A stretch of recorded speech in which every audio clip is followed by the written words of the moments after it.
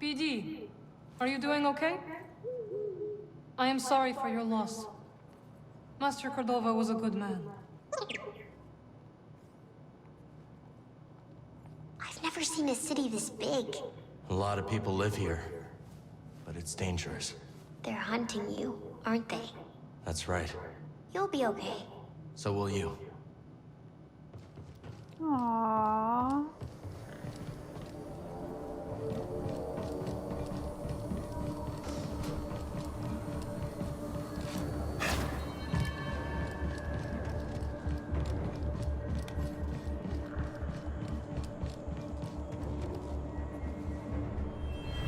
Remember your training. Which training? This crew is led by a Jedi. You must be in top form. This isn't the first time the ISB has tried to infiltrate Saw Gerrera's organization. I was always your best asset during the Clone Wars, and you know it. Oh, dude!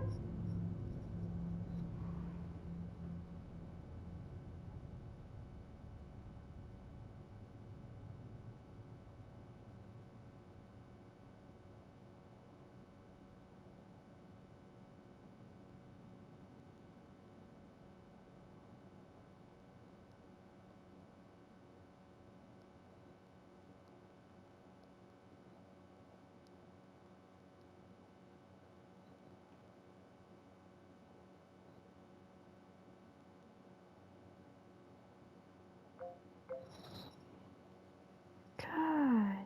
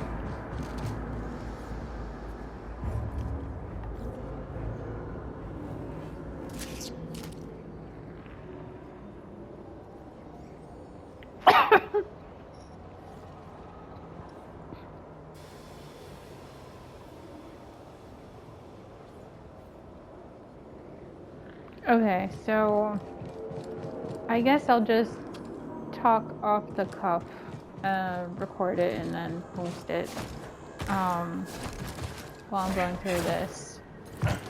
So I solved the game, and I'm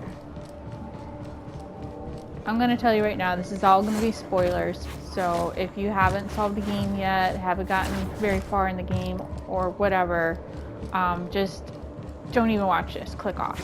There's massive spoilers. Like, I cannot stress enough that these are spoilers. So I finished the game, and I talked a little bit about it to one of my online friends, and this game is very, very good. Don't get me wrong. I highly suggest this game. I'm excited to see how they're starting to pull some of the stuff from this game and the previous game into canon. Like, so that's exciting to see. I can see this very, very easily becoming a live action show, since Cameron Monaghan, who plays Cal Kestis, you know, he's a regular actor as it is anyway, so they can just bring him in and have him do it, no problem.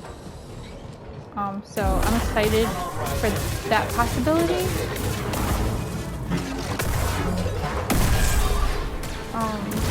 And the story is very good between Jedi Fallen Order and Jedi Survivor. So again, I highly suggest playing these games. Oh shit. Almost fell. Let me get through this part. What I'm doing right now is I'm trying to find force echoes.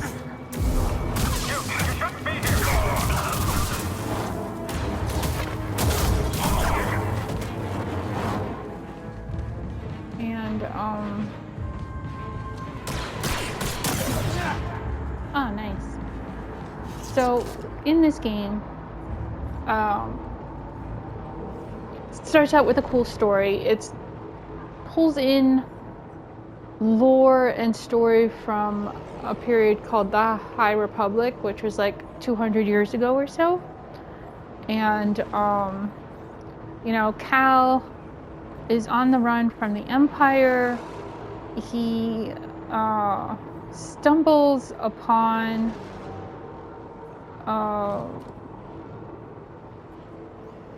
Kobo and this technology on Kobo, and he stumbles upon what he thinks is a Jedi that's in suspended animation in a Bacta tank. But whoops, it turns out it's actually a Sith. So you're in this story fighting Dagan Gera, who's previously a Jedi, now a Sith, from the High Republic period, at the height of the Jedi's power, like the ultimate height, I guess.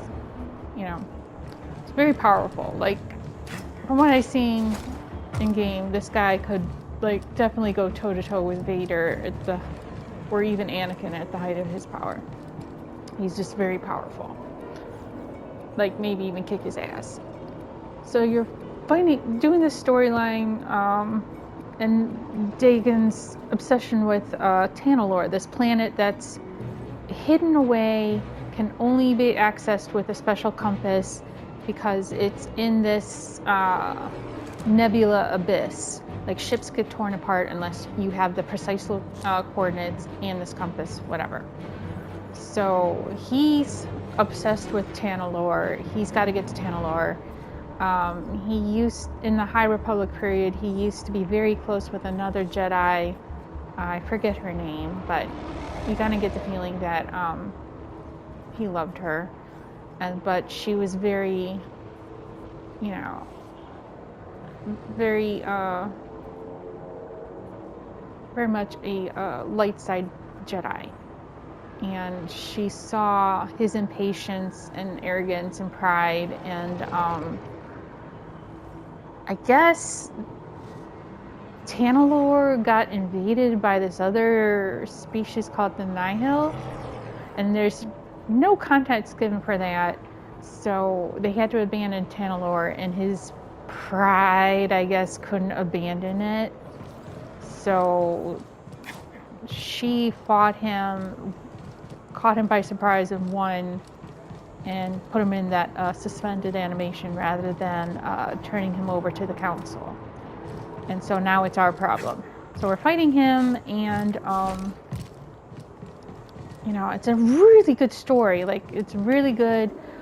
You get really excited, like, oh my gosh, this is so cool to hear lore about the High Republic in canon. You can see the possibilities for Star Wars proper, actually building upon the story that's in this game and pulling that in, making it canon, and ooh, I fell. And doing that stuff. And so you do that and you kill him, and then it gets to the second part of the story, and the game kind of like loses its way after that, because it's trying to tie in the Empire and the main canon into the story. However, I think it does so stupidly, to be honest.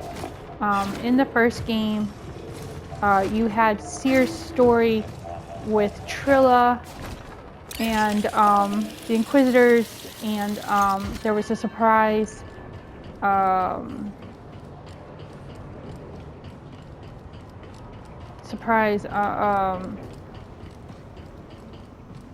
Vader showed up as a surprise. Like, it was totally out of the blue. You're like, oh my god, it's Vader. And, you know, you can't fight him because he's Vader. He's, like, really powerful. And so you spent that sequence, like, running away from him because there's no way in God's green earth you can fight Vader and live. So that was a cool cameo, whatever. But in here, they had Vader show up again, and they tried to tie it in with Trilla, but it just doesn't work. I felt like it cheapened the story. You know, they didn't have confidence in their own story with Tanalorr and Dagan Gera, and so they had to say, look, this is still Star Wars, look, there's Vader. And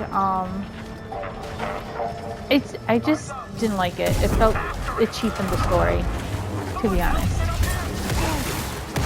And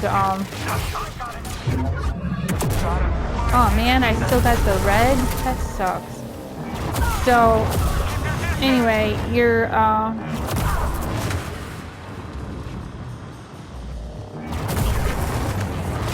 you go to find Seer, and it turns out that Bode is a big time traitor. He betrayed everybody to the Empire. He's been working with the Empire this whole entire time, and he's just a joke. And it was just not believable. Not unbelievable, but it was just not believable. It just felt like they pulled that out of their ass to make him the secondary bad guy. He was doing it all to save his daughter, and he's been working with the Empire the entire time. And he saw Tanalorr as a way to escape the Empire, but he didn't want to share it with anybody. Like, it made no sense. His motivation made no for being a villain made no sense. Like, he was pissed off that we weren't just going to go to Tanalorr and hide out. We were going to use the key to Tanalorr and provide it as a safe haven for Jedi and the Hidden Path and everybody on the run from the Empire. And like, it didn't make sense because he's included in that number. Like, he wanted to have it only to himself and his daughter. And it doesn't make sense because in order for you to survive, you need people. Oh shit, I got a boss fight? What?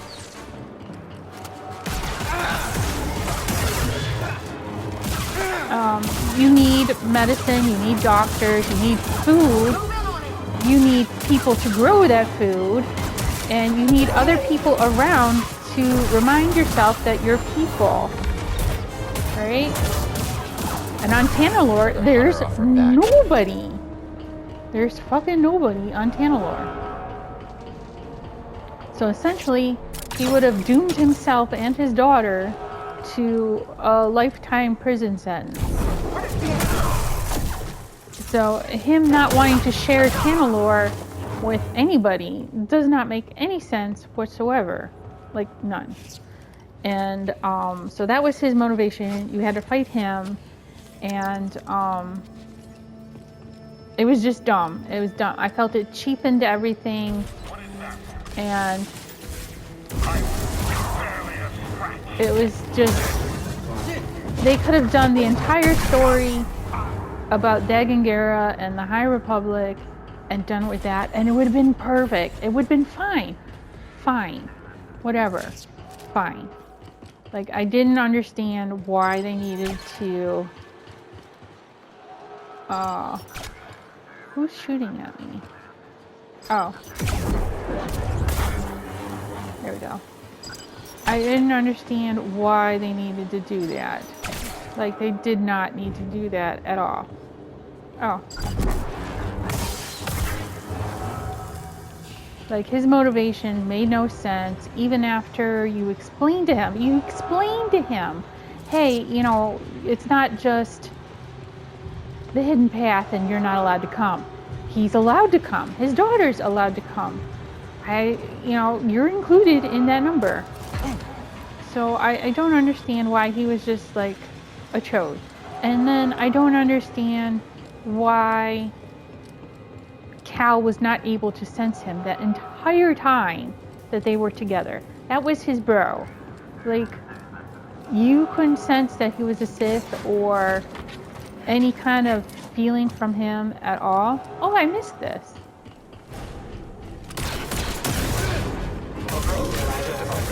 It's just the motivation and how they did the story just made no sense to me.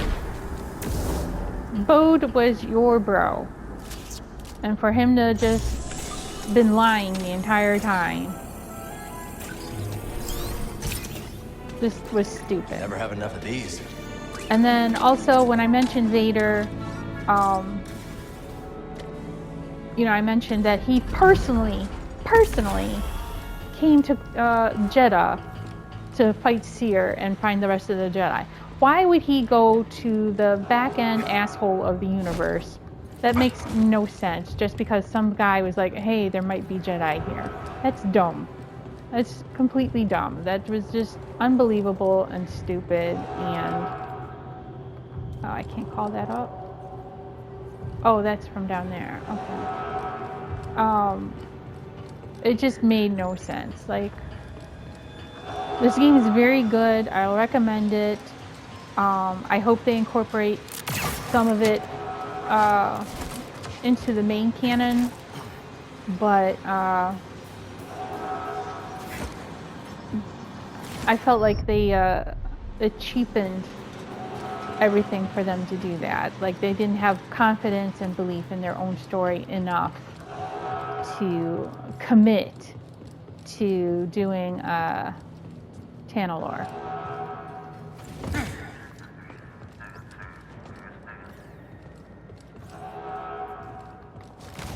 You know what? I don't think I grabbed that save spot. So that's my only nitpick. Other than that, you know, I have minimal issues on PS5. I mean, there has been issues, don't get me wrong. I'm waiting for a patch for them to fix some of this, but nothing near to the amount that the PC people have been facing with their port. Oh, I can't go down. So we've been lucky in that regard. But yeah, I feel empty after that ending, honestly. Like, I don't know what to feel about that. That's how I feel about that ending.